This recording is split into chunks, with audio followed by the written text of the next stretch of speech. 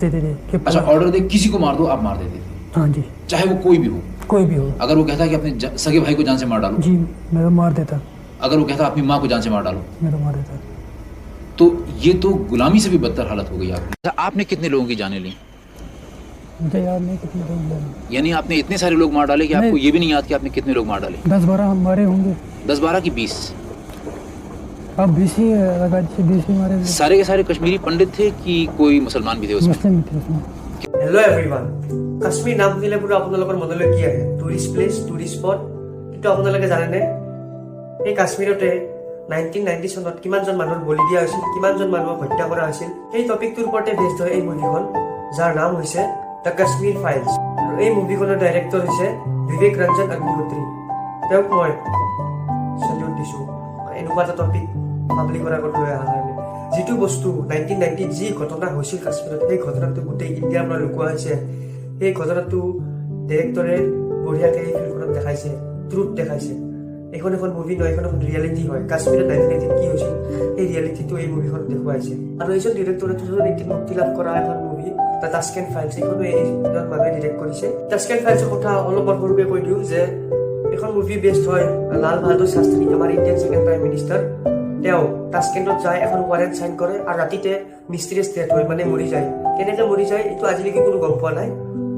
এই মানে চিক্ৰেটটো এতিয়ালৈকে কোনো মানে ইণ্ডিয়াৰ পাব্লিকৰ ওপৰত ৰিভিল কৰা নাই। সেই চিক্ৰেটটোৰ ওপৰতে এই মুভিখন বনোৱা হৈছে, মানে কেনেকৈ মৰিল শাস্ত্ৰী যেজন প্ৰাইম মিনিষ্টাৰ, ইণ্ডিয়াৰ ছেকেণ্ড প্ৰাইম মিনিষ্টাৰ মৰিল কেনেকৈ, সেইটোৰ ওপৰতে এই মুভিখন বনোৱা হৈছিল 2018। আৰু আপুনি চাব পাৰে তাতে গোটেই চিক্ৰেটছবোৰ ৰিভিল কৰি দিছে, কোনে মাৰিছে, কি কৰিছে। লাষ্টৰ ক্লাইমেক্সত আপোনালোকৰ মাথা নষ্ট হৈ যাব যেতিয়া আপোনালোকে গম পাব যে কোন হয় মাৰ্ডাৰাৰ, কোন হয় কালপ্ৰিট। যোনে যোনে টাস্কেণ্ট ফাইলছ মুভিখন চোৱা নাই, আপোনালোকক মই ৰিকুৱেষ্ট কৰিছোঁ আপোনালোকে সেই মুভিখন চাওক আৰু ট্ৰুথটো জানক, কাৰণ সঁচাটো জানাৰ আমাৰ ৰাইট আছে, আমি জানিব লাগিব। সেইবোৰ চাওক।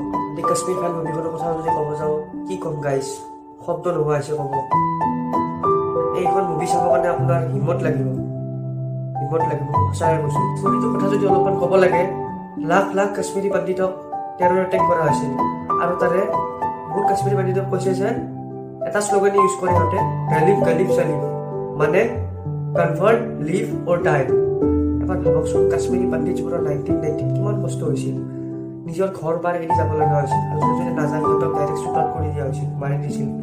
আৰু এই মুভিখন চোৱাৰ পিছতো মোৰ মিডিয়াৰ ওপৰৰ পৰা ভৰসা উঠি গৈছে, কাৰণ আপোনালোকে গমেই পাব মুভিখন চালে। কিন্তু মই কৈ দিছোঁ যে মই আজিৰ পৰা নিউজ চেনেল নাচাওঁ, আৰু মানে নিউজ চেনেলবিলাকৰ মানে ৰিয়েলিটিও ইয়াতে দেখুওৱা হৈছে, কি ধৰণৰ মানে কেনেকুৱা। সেইকাৰণে এইখন বহুত চেলিব্ৰিটিয়ে ছাপোৰ্ট কৰা নাই, বহুতে এইখন ছাপোৰ্ট কৰা নাই মুভিখন। এনেকুৱা বা আৰু কিমান হিডেন ট্ৰুথ আছে ইণ্ডিয়াৰ ভিতৰত যিবিলাক আমি নাজানো। সেইকাৰণে আপোনালোকক কৈছোঁ যে এই মুভিখন যিমান পাৰে সিমান ছাপোৰ্ট কৰক, যাতে ডিৰেক্টৰে এনেকুৱা মুভি আৰু ওলাই থাকক আৰু আমাৰ ৰিয়েলিটিবোৰ আমি চাবলৈ পাই থাকোঁ। মুভিখনৰ এটা ডাইলগ আছে মোৰ বিৰাট ভাল লাগিছে। ডাইলগটো অনুপম খেৰে কয় যে ফেক নিউজ দিখানা বুৰি বাত হে, লেকিন উসছে ভি বুৰি বাত হে সচ্চি নিউজ কো ছুপানা। বাকী ষ্টৰী কথা মই বেছি একো নকওঁ, আপোনালোকে নিজে চাই ল'ব। এইটো এক্টিঙৰ কথা যদি ক'ব গ'লে, গোটেইবিলাক এক্টৰে মানে ভাল এক্টিং কৰিছে, বহুত ভাল এক্টিং কৰিছে। স্পেচিয়েলি যিটো মানে ভিলেনটো, টেৰৰিষ্টটো, সি চাগে মাৰাঠী এক্টৰ আছে, সি তাৰমানে বহুত ভাল কাম কৰিছে। মানে তাক দেখিলে খং উঠি যাব আপোনাৰ, এনেকুৱা এক্টিং কৰিছে তাৰমানে যে ইয়াক মোৰ মানে মাৰো লাগিব এনেকুৱা। আৰু তাৰপিছত নেক্সট ভাল এক্টিং কৰিছে অনুপম খেৰে, কাশ্মীৰী পণ্ডিতৰ এক্টিং কৰিছে, বঢ়িয়া এক্টিং কৰিছে, ভাল লাগিছে। মানে মানুহৰ কানেক্ট হৈ গৈছে, মানে অনুপম খেৰে যিটো মানে এক্সপ্ৰেশ্যন দিছে বা যিটো এনে এক্টিং কৰিছে, মানে মানুহৰ কানেক্ট হৈ গৈছে। আমাৰো মানে দুখ লাগিছে, আৰু আমি মানে তাতেই আছোঁ আৰু অনুপম খেৰৰ লগত একেলগে আছোঁ, এনেকুৱা মানে ফিল হৈছে। বাকী এক্টৰছবোৰৰ কাম ঠিকেই আছে, গোটেইখিনিৰ লগতে মিলি আছে।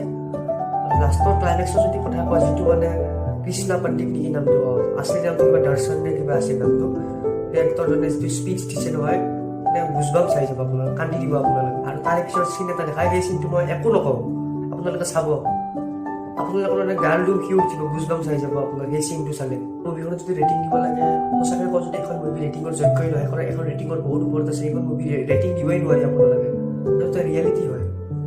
তথাপিতো মোৰ ফালৰ পৰা মই ৰেটিং 5/5 দিছোঁ। এজ এ মুভি লাভাৰ আপুনি চাব পাৰে, বহুত বঢ়িয়া মুভি বনাইছে। আপুনি যি আৰম্ভণিতে থিয়েটাৰত যায়, যেতিয়া চিটত বহিব, মই আপোনাক গেৰাণ্টি দিছোঁ আপুনি শেষৰ পিছতে উঠিব। মুভি শেষ হোৱাৰ পিছতে আপুনি চিটৰ পৰা উঠিব, মইতো আপোনাক গেৰাণ্টি দিছোঁ। আৰু পাব্লিকেও এইখনত ভাল ৰেছপঞ্চ দি আছে। গোটেই ইণ্ডিয়াতে মানে যিমান কিমান মানে স্ক্ৰীণত লাগিছে, গোটেইখনতে হাউচফুল যেন শুনা পাইছোঁ, আৰু মই দেখা পাইছোঁ হাউচফুল আছে। এইটো শুনি পেলাই ভাল লাগিলে। এনেকুৱা মুভি ছাপোৰ্ট কৰিব লাগে, আৰু আমি ফিউচাৰটো যদি এনেকুৱা মুভি পাওঁ, আমি তাকেই আশা কৰোঁ। যদি ভিডিঅ'টো চাই ভাল পালে তেতিয়াহ'লে লাইক তেতিয়ালৈকে জয় হিন্দ।